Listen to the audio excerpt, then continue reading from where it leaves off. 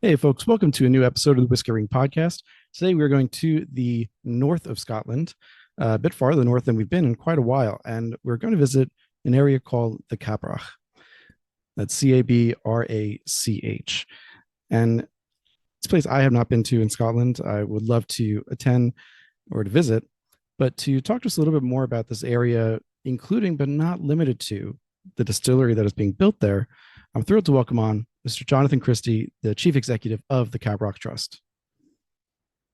Lovely to be speaking with you, David. It's always a pleasure to be chatting with new audiences about the Cabrach here in the northeast of Scotland. Absolutely. So let's start off with the basics. What is the Cabrach region? So the easiest place to start is that everyone, I'm certain that listens to your podcast will have heard of Speyside, and the Cabrach is essentially on the very rugged edge of Speyside. We're about 7 miles east of Dufftown, which is globally renowned as the capital malt whiskey capital of the world. But those kind of 6 miles up the hills into the Cabrach really takes you to a different place altogether. It's a very rugged place. It's a high place. It sits at above 1,000 feet, and in many times of the year, it's a very isolated place. And the Cabrach really refers to an old parish within Scotland. There used to be a thriving population that called the Cabrach home.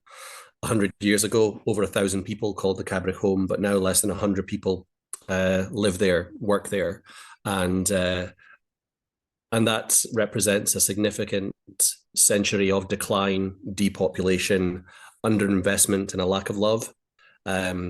And really, it's that kind of decline that informed the Cabrach Trust, the charity which I've got the privilege of running, being formed back in 2013. So the Cabrach Trust, in the easiest sense, it's a 501c3 nonprofit where the profits go back into the business to further its goals, and it's a social business as well, with a social purpose. So, with that in mind, I guess my question is really, as an American audience, let's say, how should we look at the Cabrach Trust differently as a nonprofit, or is there a difference in how we would run it? Not really. So we are the Cabrach Trust. We are a charity. So all of our activities, all of our projects, all of our investments are kind of undertaken on a charitable basis, and they're to bring about benefit for the Cabrach community and the surrounding areas. And we've got a whole host of things that we're doing focused upon our mission, which is the regeneration of the Cabrach, to bring people back, to create permanent skilled employment, to create well-being and learning opportunities, and to ultimately develop the Cabrach as this really incredible destination for visitors to enjoy for a whole host of different reasons. So as a charity, we've got this incredible canvas, this tapestry to create of interconnected projects, all focused upon the regeneration of this area that was once great, and we firmly believe can be great again and better understood again, with its history, heritage, and place in Scotland, known and celebrated by an ever-increasing audience. It's somewhat, I think, surprising is understating it a bit to say that an area so close to the Speyside region, really buffering right against it with Dufftown and Aberdeen right nearby as well, that it became so depopulated. It lost its whiskey, both licit and illicit, way back in the 1850s. So there's been such a break since then. What caused this decline from 1,000 plus people to, I think, 70 as of a couple of years ago? Yeah, I mean, it's an incredibly sad story. It's a story that's potentially not unique to the Cabrach, in that there's other rural communities in Scotland and in other places that have suffered similar decline into population across the years. But certainly the Cabrach has had a particularly difficult hand. And you're right, it's essentially positioned right in the very heart of northeast Scotland. You've got Aberdeen to the east, you've got Inverness to the west, you've got Speyside running parallel with us, and West Aberdeenshire just over the border. So we're placed in this central location. The Cabrach used to be the main thoroughfare on that journey from Aberdeen to Inverness, but Now we're circumnavigated. And I suppose many things specifically conspired against the Cabrach. Most significantly, without question, was the First and Second World Wars. Men and boys left the Cabrach to head off to battle. Some didn't make it beyond inner city Glasgow, Manchester, London before succumbing to illness, having left the rarefied air of the Cabrach behind. Others lost their life in the battlefield, and then others didn't return to the Cabrach, emigrating to other parts of the world. And our diaspora is found in the States, in Canada, and Australia, and New Zealand. People who still very strongly identify with the Cabrach, but have been away for generations now. So the other thing that conspired against the Cabrach, particularly during the First World War, is that the women and girls who were left behind faced several very harsh winters in succession. And therefore, where the mainstay of life in the Cabrach is farming and agriculture, they just simply weren't able to sustain that in the absence of the men who had gone off to fight in the Great War. So that really kicked off that state of decline. What exacerbated it, I suppose, changes in land use. You know, a place that once supported hundreds of families on small crofts or farms, these small crofts or farms became subsumed into slightly larger farms that then got subsumed into slightly larger sporting estates. And suddenly a place that supported hundreds of families only supported a handful of families. So societal changes like that had a big impact upon the Cabrach. And I suppose as a byproduct of the Industrial Revolution, we had people who were drawn away from rural communities to towns and to cities. And again, that was a contributing factor. So there's been all of these geopolitical, societal implications that have really just conspired against the Cabrach across the last 100 years. And it was recognition of that was the real fuel behind our founder and chairman, Grant Gordon, setting up the Cabrach Trust and cementing that mission of regenerating this place. As you said, that was a little over a decade ago, in about 2013. Again, kind of speaking to the time difference there, what happened then that, as you put it, the region was recognized for this history suddenly?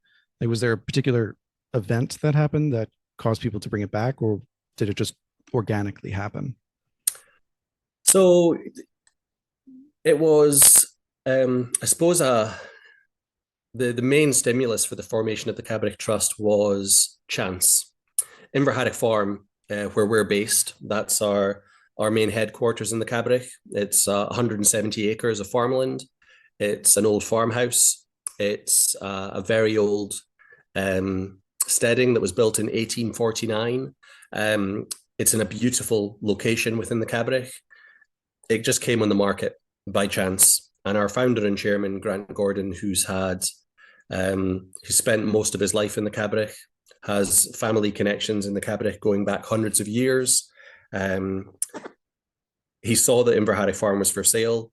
He put himself in the mix to purchase it, was very fortunate to be successful, but immediately had the intention of placing Inverhaddock Farm into a charitable trust to be community owned and to be the epicenter of what he hoped would become the regeneration vision for the Cabrach. If we can start with Inverhaddock Farm in the Lower Cabrach and spread our tentacles of hope and positivity beyond that, that's where we can really start to change the Cabrach's fortunes and look at a different outlook for the place. So it was chance that really kind of conspired with us. Inverhaddock Farm came on the market, we secured it, we placed it into a charitable trust, and then we set about identifying what our strategy for bringing about change was going to look like.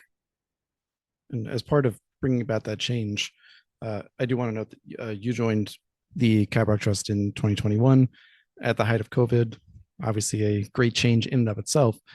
But looking beyond the mission and vision of the organization, kind of a little bit deeper, is part of the trust purpose to try to bring people back from that diaspora? So I guess our mission revolves around three key touchstones, and that's kind of people, place, and whiskey. On the people one, we've got a story to tell in the Cabrach, and it's a people story. It's family connections to the Cabrach that are near and far, the diaspora of the Cabrach that still identifies so strongly with the place and maintains a connection with the place. So part of what we are doing is sharing the story of the people who live in the Cabrach currently, who are connected to the Cabrach somehow, and celebrating that story, that heritage, that history. So the people of the Cabrach are a really important part of what we are doing. The place itself is incredible, as we've described, right in the heart of Northeast Scotland, on the very edge of Speyside. This high, remote place that has this unique, otherworldly quality. It's difficult to describe. It's not like the caricature of Scotland that you often have, which is Glencoe and towering mountains and cliff faces and Caledonian pine forests. We have aspects of that, but just in a more understated way. We've got rolling hills. We've got beautiful purple heather. We've got crystal clear high rivers, birchwood. There's a subtleness to it, but a wildness to it, it just sets it apart from elsewhere in the Northeast and elsewhere in Scotland. So the place we really want to celebrate. And then the third part, the third touchstone of what we're trying to do here revolves around our whisky story, because whisky is a massive part of Scotland's identity. But the Cabrach had a unique role in the malt whisky story that is Scotland's, that is ours. And that was in part a story of legal production, right at right on the very cusp of kind of first legal production in Scotland. But it's the illicit distilling stories that are most incredible. The scale of illicit distilling that happened in the Cabrach was unlike anywhere else, because of the geography, because of the sense of forebode that a journey into the Cabrach carried with it. And because of those factors, Cabrach farmers thrived, with illicit distilling forming a critical part of their subsistence living.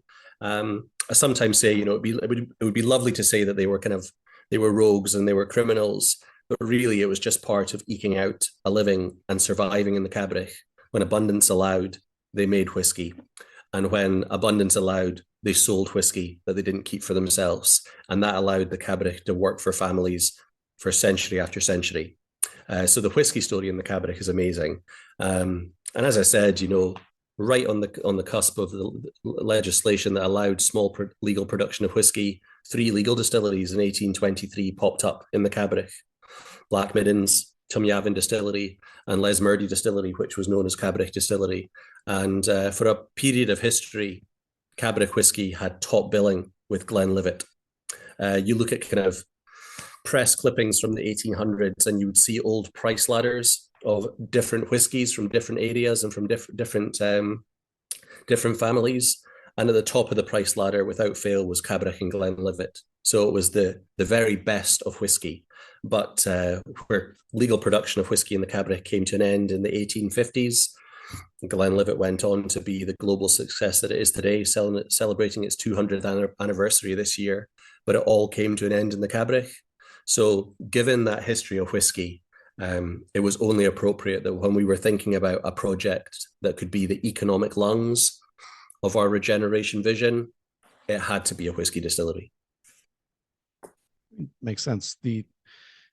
There's a line on your website that I think I traced back to a Scotch whiskey article, or an article in Scotch whiskey, I should say, that you kind of alluded to, that said the Cabrach may be the birthplace, or one of the birthplaces of malt whiskey, which in and of itself is a pretty bold claim. And I don't doubt it, given the brief history that I've been able to look up. It looks like there's a solid chance that it was definitely one of the earliest hubs of it. But in terms of making the claim like that on the website, have you been able to further substantiate it, or had the time to do even more research into that illicit distilling and how, pardon me, how malt whiskey grew in that area in particular? Yes, definitely. We certainly we're overcautious not to overclaim anything. And there are places that would purport to being the birthplace of malt whiskey, and we are not doing that, to be entirely clear. Where we would refer to being a birthplace of malt whiskey is really recognizing that there are different components and different chapters to the story of malt whiskey. And the research that we've done about the Cabrach and the place or the role that the Cabrach played in Scotland's malt whiskey story is really important. And as a charitable trust, we've invested in academic research. We've undertaken archaeological digs on sites around the Cabrach. We have engaged an incredible network of experts and historians to better understand the Cabrach whiskey story. And what all those things combined point towards is exactly as you said. For a long time in history, the Cabrach was this hub, this hotbed of illicit whiskey production. And it happened for hundreds and hundreds of years, at a concentration higher than anywhere else as we understand it, because we can go into the Glen and we can go into the hills and we can find to this day these illicit bothy sites where distilling would have taken place as that supplementary aspect of eking out a living in the Cabrach. So the concentration that happened for hundreds of years is there to see in the land. It's there in the research that we've undertaken, and it's there in the sites that we've uncovered as well. And all of the craft, the guile, the expertise that Cabrach illicit distillers cultivated across the years was then seen evidently in the 3 legal distilleries that operated for that moment in history, where for this window they had an opportunity to turn their illicit craft into legal trade. And as I said, for that period, to achieve top billing, I think was reflective of the skill and the expertise that had been born from illicit distilling in the Cabrach over hundreds and hundreds of years, with that knowledge passed down through generations. So it was definitely a hotbed of whiskey production. It was a notorious hub for whiskey production, principally illicit, but also legal for, 30, 40 years. And on that basis, we're comfortable recognizing the Cabrach as a birthplace of malt whiskey, but definitely not the birthplace of malt whiskey. That would be an overclaim, and that's nothing that we're interested in doing or saying. Fair enough. Fair enough. I was thinking a couple other sites I'm sure would have some words with you on that one, but no, a birthplace is perfectly fine. So I think one part of the story that perhaps I've haven't come across yet is, as you said, you have the illicit distilling, then 1823, the Revenue Act, the Distillers Act comes into place. 1824, that's why if you're listening, that's why you see so many distilleries with established in 1824. I mean, chances are they were probably distilling at places like the Macallan, Glenlivet before then, but in 1824 they went legal. For these distilleries in the Cabrach, and there were 3 of them, as you said, between 1823 and 1851, I want to say. You have this style of whiskey, this region that is getting top billing and is so well renowned and well regarded by all accounts. And then seemingly in rapid succession, these 3 distilleries disappear and nothing takes their place. What caused that? I suppose this speaks in part to the decline that the Cabrach has seen for a long period of time. I think the rurality of the Cabrach conspired against legal production. I think more readily available access to road, rail, raw ingredients down the valley in Speyside conspired against places like the Cabrach that were more remote, that were at a higher altitude, that required a different mindset to operate distilleries in. So that certainly conspired against the 3 legal distilleries in the Cabrach. But there was also, in the mid-1800s, a downturn, and the whiskey industry is susceptible to downturns. And in the mid-1800s, there was a downturn where a number of small rural distilleries came to a close and others continued and survived. So the Cabrach wasn't unique in terms of seeing that level of impact upon the industry.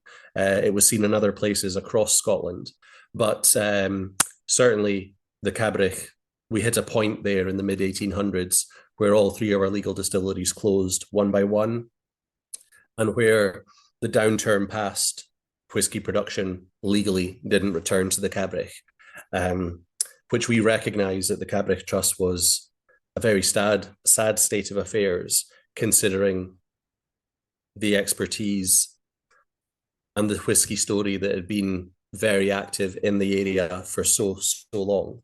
I mean, there's also like nicer aspects of like the legal industry coming to an end. The family that ran Black Middens Distillery, for example, that was in the Upper Cabrach, when they ceased operations, they moved down the valley, and it was that family that have connections to Glenfarclas. Again, Glenfarclas, one of the distilleries that's kind of now been established for, goodness me, 140 years, 150 years. And again, that was a Cabrach family. So the expertise continued, albeit in a different place. Gotcha. So yeah, I remember in I think your chat with Mark at Whiskey Cast, you said one of the key exports of the area was people, and what you've said about the history leans up to that fact of people just they left for better climes because of the war, because of any number of reasons, forced or voluntary, and didn't come back. I guess I hadn't realized that it kind of went so far back as that that the trend started all the way back there.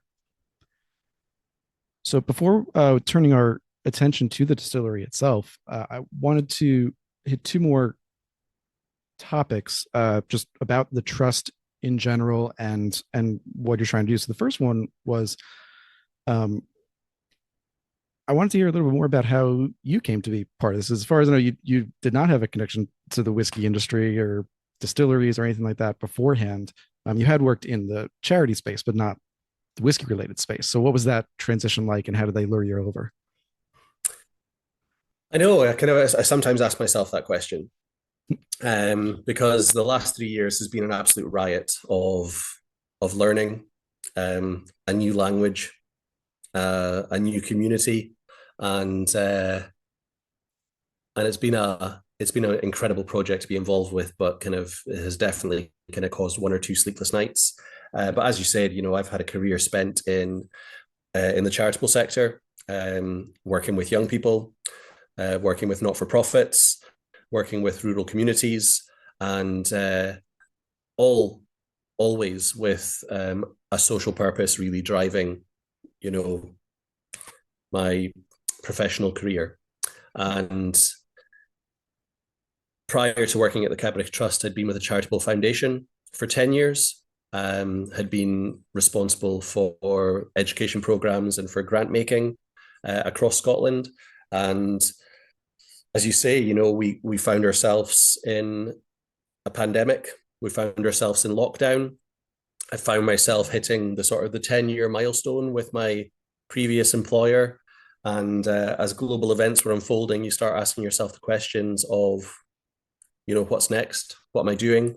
What challenge am I looking for next? And that's where the Cabrach Trust opportunity just reared its head unexpectedly. And I live pretty close to the Cabrach. I'm just half an hour, 35 minutes away from Inverharrick, where we're based. So had followed the Cabrach Trust story from day one, had followed the press clippings across the years, which spoke of their ambition, their objectives, their plans to create this incredible social enterprise single malt Scotch whisky distillery. But I'd also observed from afar that the ambition was brilliant, but progress on the ground hadn't quite been made. So when they were looking for a new chief executive to come on board, it coincided with 10 years at my old place of work. It coincided with navigating the first year of the pandemic. And fundamentally, it's impossible not to get very exercised and romantic about the idea of a one-of-a-kind social enterprise, which happens to be a single malt Scotch whisky distillery in a remote, forgotten, misty Scottish glen, with the potential of bringing about long-term systemic change. I mean, it sounds lovely when you put it that way. It's been a huge amount of hard work, but that idea really captured my imagination, and I threw my hat in, all in, to the opportunity, and was very fortunate to be given that responsibility by my chairman, by our board of trustees, and yeah, been there for 3 years now, and the bit that I would always reflect upon is from day one. I really recognize the significance of the challenge that we were facing in terms of making this project happen, but also the belief in the project was shared across everyone at the Cabrach Trust. And that's really been the driving force of kind of really getting it going across the last 3 years. And then the final piece of that puzzle for me is, and correct me if I'm wrong on this, but the region is also part of Cairngorms National Park. Is that correct? No, so the Cabrach actually sits on the northern, just over the northern boundary of the Cairngorm National Park. So essentially, we have the Cabrach as this kind of high, remote place with the Cairngorm National Park to the south, West Aberdeenshire to the east, Speyside to the west, and then the Murray Firth to the north. So we are just this island sitting amongst all those amazing places. So I guess not being inside the boundaries of the national park, you don't have some of the obstacles that would accompany that. But that being said, to your knowledge, you said this is a very unique social enterprise. To your knowledge, is there another example of an organization like the Trust, whether in the UK or elsewhere, that is both a social enterprise, a nonprofit charity that includes a distillery as part of that social enterprise? Not that we're aware of. And that's, again, I would never say that we are the only, much the same as we are not the birthplace of malt whisky. But to my knowledge, there isn't another example. And the part of the puzzle, which is about proving the theory that a social enterprise such as a single malt Scotch whisky distillery, which is by its very nature an incredibly patient business, can bring about the brand of change that we want to see in the Cabrach. That's an exciting proposition. But 3 years into sort of the journey, we're beginning to kind of really unpick it and demonstrate how that idea can indeed be the reality and can bring about that change. So going into the distillery itself, it was, as I understand, looking through the business plan, it was not the first part to be explored or constructed. It seems to have been kind of in the plan all along, but was not started, let's say, until a bit later. The distillery will also be a heritage center. And one of the stated goals is to produce whiskey in that 1800s style as much as possible to honor the heritage of the whiskey that came before. I imagine that even in Scotland, that's a really long time to look back to try to find some whiskey that's still extant. But just in case no one had asked before, were you able to find any examples of the whiskey that were from that period in the Cabrach? Actual liquid samples? No. But again, the way that Cabrach whiskey was written about back in the 1800s and beyond gives you indicators of what Cabrach was acclaimed for. A breadcrumb trail of what Cabrach whiskey might have been back then. We know, as a lot of whiskey was back in the day, it would have been a peated whiskey. We know that the process through which fermentation, distillation, cooling was undertaken through the archaeological digs that we've undertaken in the area as well. So Black Middens, who I mentioned earlier on, for example, we conducted archaeological digs there, which suggested that Cabrach production would have been via a single still, potentially double distilled, cooled via traditional worm tubs, and then matured in casks that were available at the time. So there's a red wine influence there, which is recorded. And there's kind of references to kind of like the spirit character as well, which are quite interesting. You know, reference to it being as smooth as milk has featured in press clippings. So there's all these indicators of what Cabrach would have been, spirit character, style, and it's those characteristics that we're going to aim to recreate. In essence, it will be a Speyside single malt, but the parts that will be interesting from our point of view will be the introduction of the worm tubs across all three stills. And again, we will have a wash still and spirit still, albeit very small, but will support most of our production.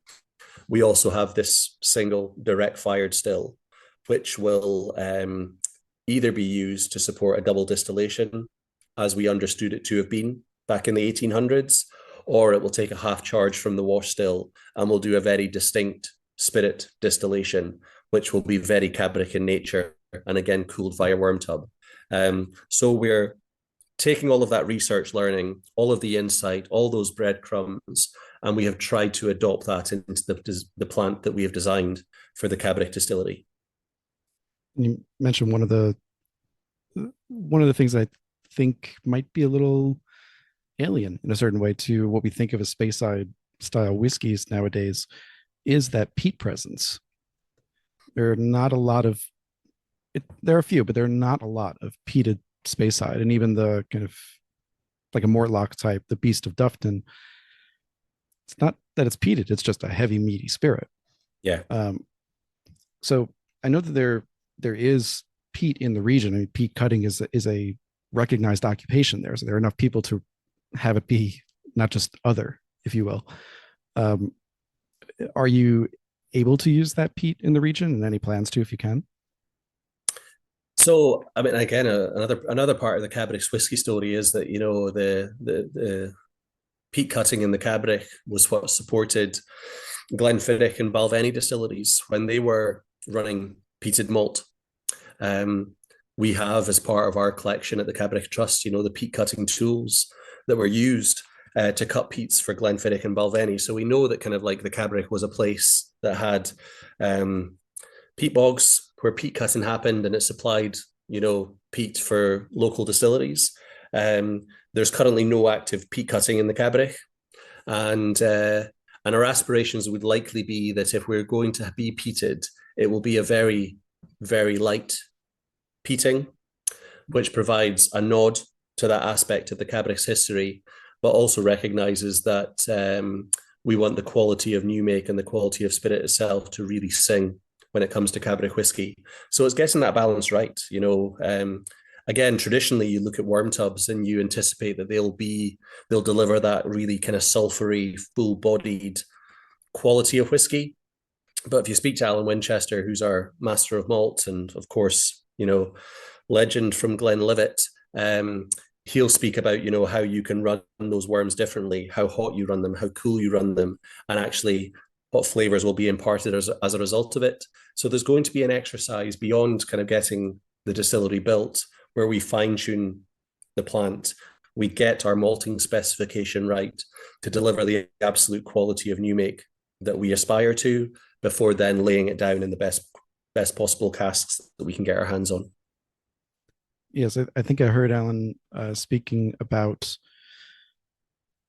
the worm tubs in particular, and that there would be a winter and a summer spirit, or a fall and a spring spirit, like a seasonal variation in that spirit, because the tubs themselves, lacking any additional artificial cooling apparatus, they're going to run warmer in the summer and cooler in the winter. So faster condensation in the winter, slower in the summer, and you're going to get different spirit character from each of those. So I guess from what you're saying, that will be part of the spirit character going forward. So do you anticipate kind of separating those seasons to see the difference for the consumer, or will it be um, combined together to show the totality of the production rather than an individual season? So we have this aspiration to kind of have full traceability as a bit of a hallmark of the project, and really that traceability extends across every aspect of what we're doing. So that speaks to kind of barley supply, the farmer involved, the day and the date, and the strain that's harvested when. We'll campaign batches of barley month in, month out. So we'll always know what barley from where is going through the stills at any one time. Likewise, we'll be tracking production across the year, and there will be this strong kind of seasonality quality to what we're doing in the Cabrach, because the elements, particularly in a place like the Cabrach, dictate so much. I kind of chuckled a little bit when you were saying, the worm tubs will run kind of far warmer in the summer. We're supposedly amongst summer just now, and we're kind of barely scraping above 10 degrees just now. But there will be that kind of seasonality in terms of how the worm tubs run, and as spirit is coming off the stills, it will all sit in kind of casks, and we'll be able to kind of pull together all of that information, all of that data, all of that traceability when it comes to the marryings at the end, whether that's at 5 years, 10 years, 15 years, or 20 years, to make sure that we're kind of delivering something that can very much be identified as Cabrach single malt. If you want, we can send you over some of that heat. Right now, it's about, as a recording, it's about, I think Celsius would be about 36 to 38. Feels like that over here. So I know I heard there's happy. kind of health warnings on the Yeah, East it's Coast. it's not pleasant outside right now, but we'll send you some of that just so you can get this over. Not the whole thing because you don't want the whole thing. Uh, Yeah, with a little bit of the heat would help us kickstart our 2024 crop of home barley that's the not yet showing signs of taking off. Gotcha. And it's June, so that's yeah, it's starting to get a little late in the season, I guess, for it to start showing some real growth. Um, I believe in based on that same article in Scotch Whiskey where they pointed to the population loss, the author called out that beer barley was used, and that's BERE for listeners, was used in the Cabrach way back when distilleries, both legal and illicit, ran there. Um, I know beer has fallen out of use in general in favor of more high, higher producing grains, higher volume grains, Concerto, Laureate, Golden Promise, ones like that. Um, but we have seen a couple of examples. Bruichladdich did a run with beer barley. I think Waterford did as well.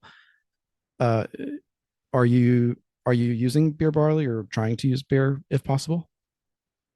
We're not using it currently, and we would probably aspire to kind of explore in the future some of these traditional strains. At this moment, because so last year, for example, was the first crop of home barley that we've cultivated at Inverhaddock Farm, and we suspect that it's probably the first crop of malting barley ever grown in the Cabrach. So last year was an experiment in every possible way. The barley went into the ground late. It came up late in the year as well. It was harvested between two storms. I think if the second storm had hit before we harvested it, I think we would have lost the whole crop. But we were able to get it out of the ground, and it's actually standing up really well in terms of kind of analysis by our maltster. So it was a successful experiment last year, but we took the decision to kind of really trial a tried and tested strain. So I think we used Laureate last year, and got a really good crop and a really good yield from it for our inaugural crop. So we're repeating that again this year. And despite the cold temperatures, we were able to get the barley into the ground earlier this year. It's going through a bit of a lull because of the cold temperatures, but we anticipate that it will really kick on once this kind of cold spell passes. But in the future, once we've kind of proven the theory essentially that kind of home barley isn't a flight of fancy for us in the Cabrach, It's a really important part of our production plan. It's a really important part of our identity. I think it's then that we'll start to kind of think about what we might trial, whether it's Golden Promise, whether it's beer barley, whether it's some of the interesting work that some distilleries in Scotland are doing on Arctic strains, strains of barley that have these tiny little growing windows, but prove to be very successful in terms of kind of success and yield. Rassi Distillery, for example, was doing some interesting work with that. So in the future, we would anticipate being a bit more creative and even more bold in terms of what we might be able to achieve at Inverharich. But as a whole, barley is a really important part of what we're wanting to get right as well. So where we'll be able to cultivate a crop of home barley each year that might support about a month's worth production, we're looking to kind of develop a very small, intimate growers group of local farmers, all within sort of a 10-kilometre, 15-kilometre radius of the Cabrach, that identify strongly with what we're trying to do at Inverharich and want to be a part of it.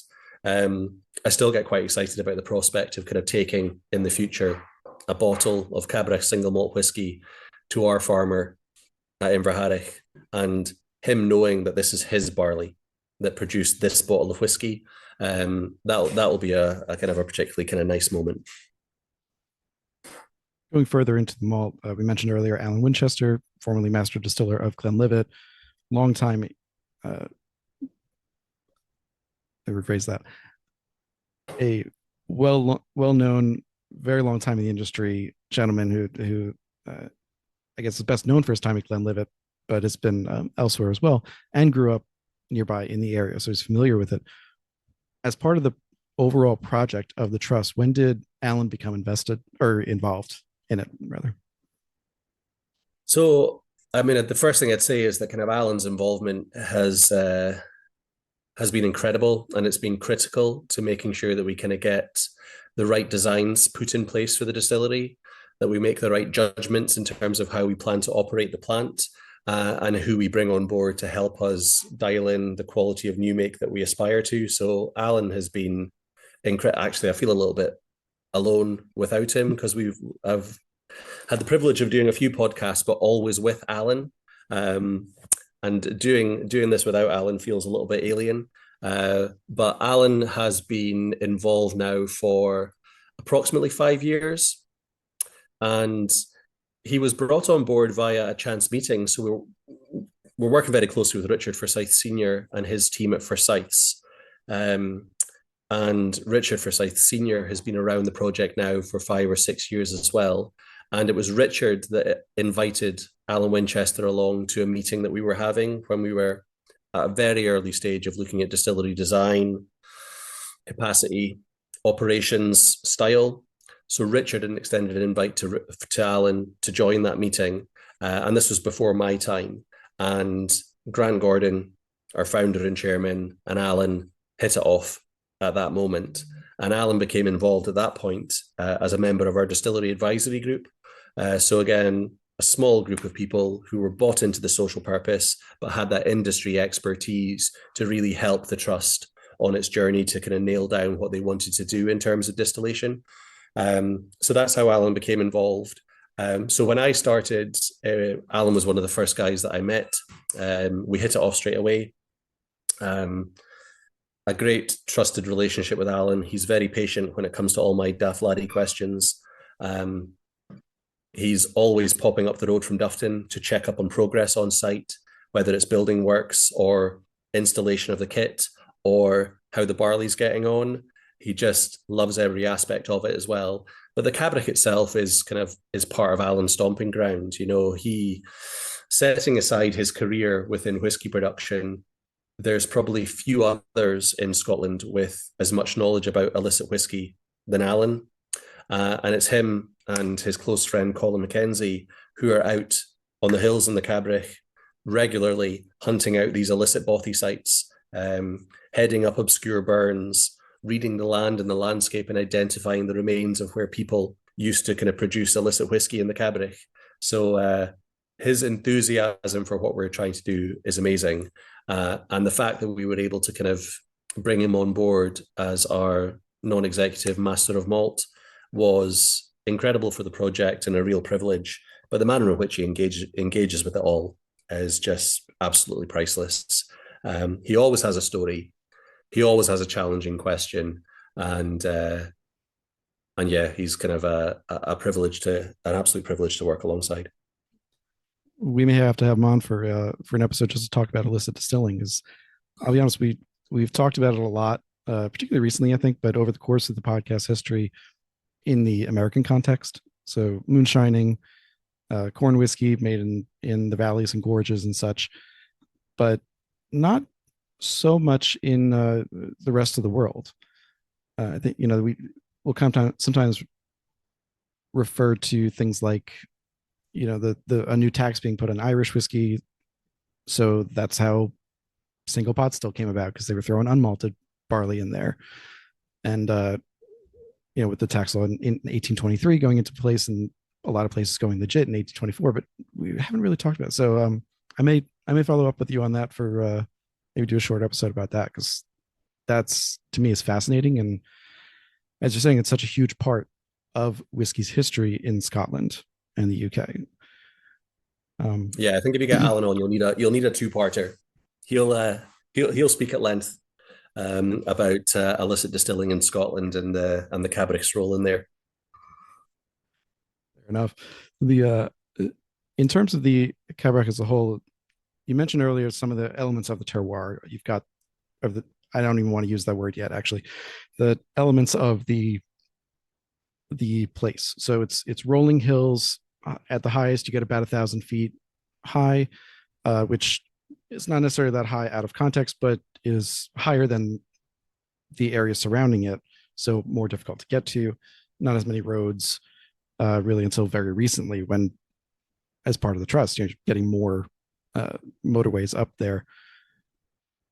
How does the terrain and location play into the distillery, like what you're trying to create with the distillery, but also kind of the larger design of what the trust is doing in the Cabrach? So there's a real aim to deliver this project in harmony, what we recognise as quite a fragile natural environment.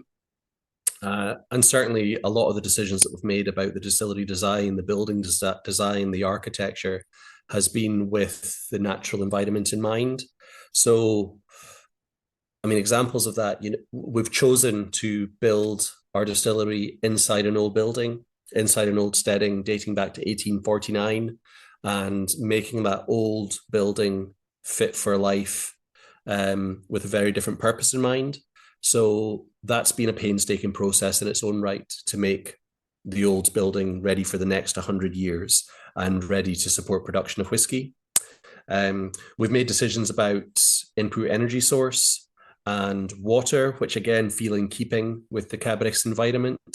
So as opposed to kind of seeking an extraction license to remove water from rivers and streams nearby, and there is an abundance of water in the rivers and streams nearby, we've instead chosen to put a well in place so that we have a secure private supply that doesn't interfere with the natural balance of the rivers and streams near us. We have a commitment to kind of using renewable energy. So we're looking at green gas firing our stills, and that will be derived through anaerobic digestion. So our co-products from distillation will go down to our local anaerobic digestion plant, who will use our co-products as feedstock for creating biomethane. That green gas will come back up to the Cabrach to fire our stills. And the byproduct of the anaerobic digestion process, the digestate, can be used as a field fertilizer, which will help with our barley cultivation. So we have this nice kind of energy circularity in place as well, which is really about delivering this project in harmony with the place in what we hope is a really sensible and pragmatic way. We're by no means saying that we're a green distillery, we're the greenest or anything like that, but we're trying to make the best possible decisions as we navigate through the project, which delivers the quality of spirit that we're aiming for, but in a very sensitive, pragmatic way with the Cabrach environment in mind. So yeah, we're working very hard to make sure that the decisions across the whole of the project, from building to supply chain to operating the site, are done in a very sensitive way. When you and Alan were on One Nation Under Whiskey last fall, One of the goals, like one, it sounded like a personal goal of yours, was that you wanted to be able to talk about all the nerdy, geeky details of process and maturation that diehards like us want to know about the whiskey. When you walk into a distillery, you want to know every nook and cranny kind of thing. At the same time, being what the trust is, being what you want for the Cabrach region, distillery and otherwise, I would imagine you're also looking to attract as many visitors as possible, uh, not just those who may be interested in a distillery or be ready for all those nerdy details. So as you're as the whiskey is starting to be produced and going to be starting to age, as this area is really getting ready to accept all of those visitors, how do you feel that you're balancing the being ready to talk about all the in the weeds diehard information with also appealing to the greatest breadth of potential visitors possible? I think our responsibility is just to make sure that we remain a broad church. Any day of the week, a visitor could arrive who wants to know every single piece of forensic detail about what we're doing and why. And it's definitely going to be our responsibility to have that information and to share that information and to own and celebrate that information, whether it's, choice of wood for maturation and why, cut points, temperatures that we're running the worms at, all those incredible things we should and will want to kind of speak to people about. But as you say, that doesn't float everyone's boat. And we want to engage people in the Cabrach story. And if the whiskey part of the Cabrach story is not the chief motivator for someone wanting to come to the Cabrach and learn more about the Cabrach, it's really important that we have a wider offer in place. And whether that's the Heritage Centre, which will tell a broader story about the Cabrach, people, place, and whiskey, that's really important. Whether it's the other assets that we're creating as well. So an example would be the discovery trails that we created on part of the farm, which is a 2 kilometre all accessible trail. So whether you're able bodied or in a wheelchair, you can go into the wilds of the Cabrach and enjoy the natural environment that has interpretation boards. It's got a wildflower meadow. It's got nature ponds. It's got a bird hide. It's an environment where people can enjoy nature, can learn about nature, but can enjoy the fresh air and the landscape of the Cabrach as well. We've created a program of rural skills and wellbeing projects and workshops, which engage a kind of a diverse group of people with a diverse range of interests and passions. Things like the Cabrach Picnic and Games, which was the Cabrach's Highland Games, the headline event of the Cabrach summer calendar, but that stopped 90 years ago. And we undertook to relaunch it 2 years ago, and it was successful. And it now feels, although early days, like it's been restored to the annual calendar for the Cabrach, and it is again that celebrated event of the year. So we're actively trying to create a diversity of different opportunities, events, workshops, assets that engage an incredibly diverse audience, but with the Cabrach being center stage for all of those things. And taking that and pulling a little bit farther back to the kind of maybe 10,000 foot view, circling back to that, you've got as low as a couple dozen people living in this region. I know part of the idea is to make it this economic driver. Have you been able to, or do you plan to, as much as possible, hire the locals or train them on working in a distillery? Yeah, I mean, this is part of the puzzle. It's kind of really exciting. It's one of the problems that you would only have hoped for a few years ago, to be at the point where you're looking at workforce planning. We've secured the funding, we've done the building works and the restoration work, we've commissioned the distillery fabrication, and we're now at the stage of installing it all on site. We've got first distillation within touch and distance. My goodness, now we need a workforce, and that's a brilliant challenge to have. We've just actually made an appointment for our inaugural distiller, who will be responsible for working alongside Alan Winchester in terms of operating the site, creating the operating procedures, dialing in the new make that the quality of new make that we really want to see. And he's an interesting guy, and he's an experienced guy, and he's a creative guy, but he's going to need a team that works with him. And absolutely, our hope would be that we can pull together that team from within the Cabrach.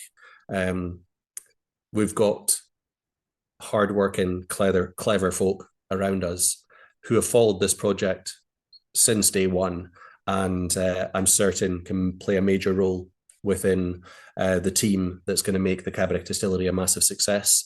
And we're just at the point now of really mapping out who we need, where, what sort of shift pattern, what sort of working routines. And I'm really interested to see how that actually plays out over the next 6 months.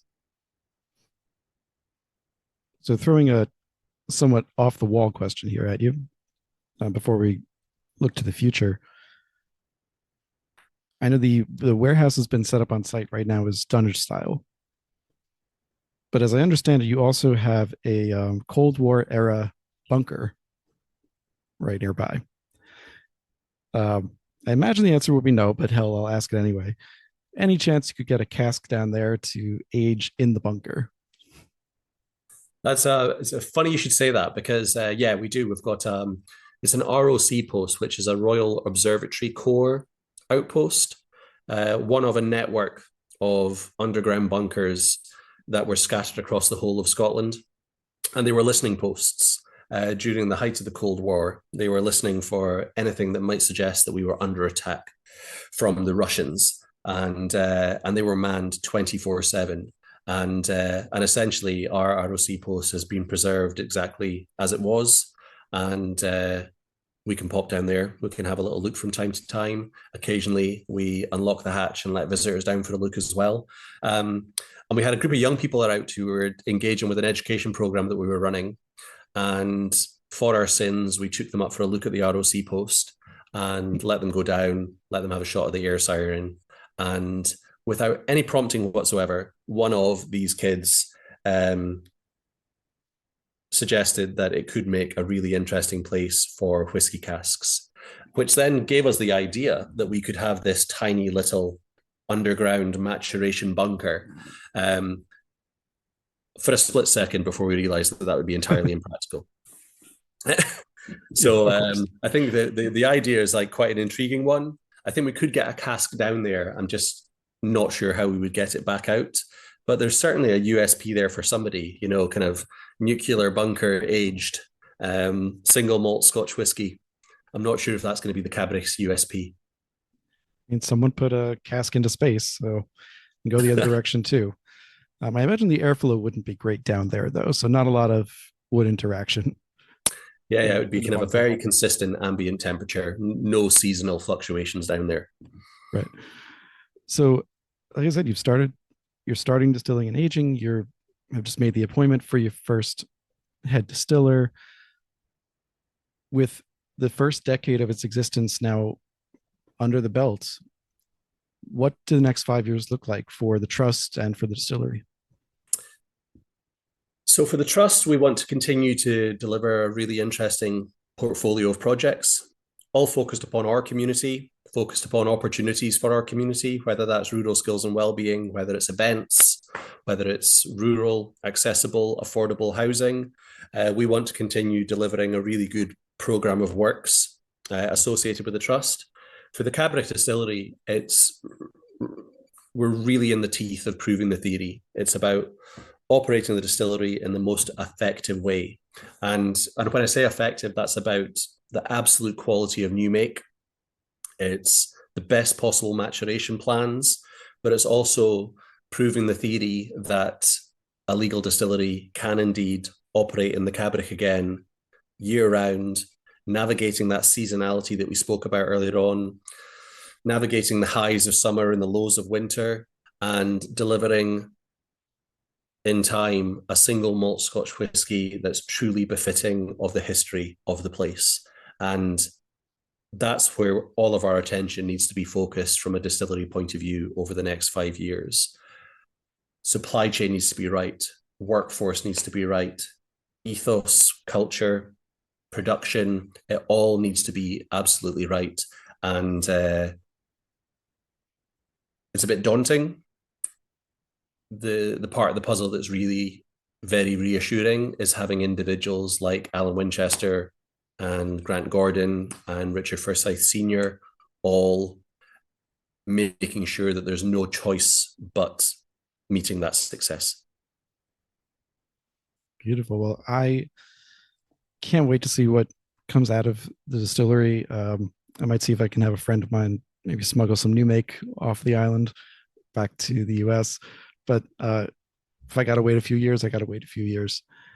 But in the meantime, Jonathan, thank you so much for taking the time to introduce us to the Cabrach region, talk about the trust, the distillery, the larger vision of what's going on there.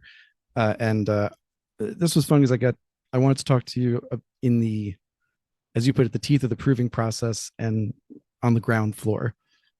So often we don't get to talk about distilleries or projects until they're up and running or have stuff out on the market. So this is a little sneak peek into a couple of years in the future. So again, thank you for taking the time to speak with us.